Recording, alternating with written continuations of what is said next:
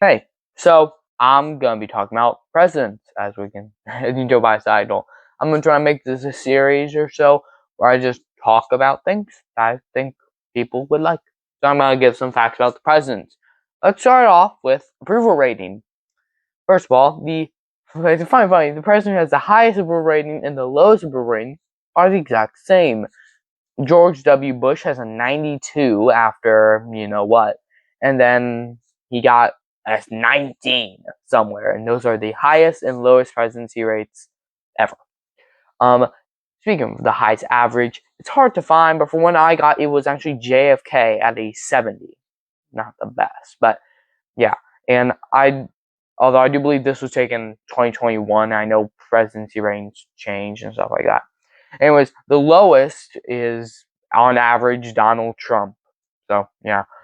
Okay, so I guess to continue the idea of presidential approval ratings, let's talk about the highest and lowest rated presidents. Consistently for the past 20 years, the top three have been in this order: FDR, Washington, and then obviously Abe Lincoln. Bottom three, I believe, have consistently been Andrew Johnson. I believe that's the bad one, I'm pretty sure. I get Jackson Johnson confused all the time. And then Woodrow Wilson, and then dead last is James Buchanan. But a bit separate, I'm going to now talk about the tallest and shortest presidents. The tallest is Abe Lincoln. He was 6'4", and he also had a perfect streak in boxing matches. Like he won basically all of his games. He lost one, and the one they lost, the guy got accused of cheating. So yeah. And anyways, the shortest president is James Madison. The fourth, and still the shortest, was sad world for James Madison.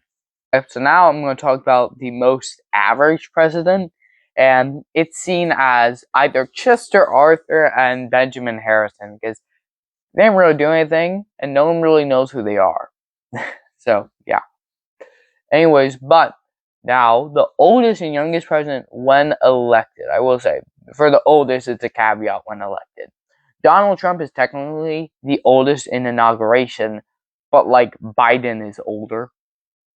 But that's when he finished his term, but considering inauguration. Well, Biden is the oldest president, but to get the actual data, it technically goes off when it's inaugurated and not when they leave office. So it is Biden and also Trump for inauguration. But the youngest president is Theodore Roosevelt to ever enter office, except he wasn't elected when he did that. So the youngest president to ever be elected into office is JFK. To end this video off by just starting with some cool facts, first one is that John Adams and Thomas Jefferson both died only about a few hours away, and it was on the 50th anniversary of Declaration of Independence.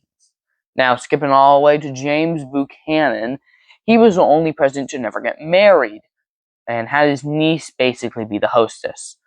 What else? Oh yeah, Ulysses S. Grant. He actually, that's not his name. It was originally something with an H, Ulysses Grant. Then he changed it because he didn't like that his name came out to Hug. I know it's silly.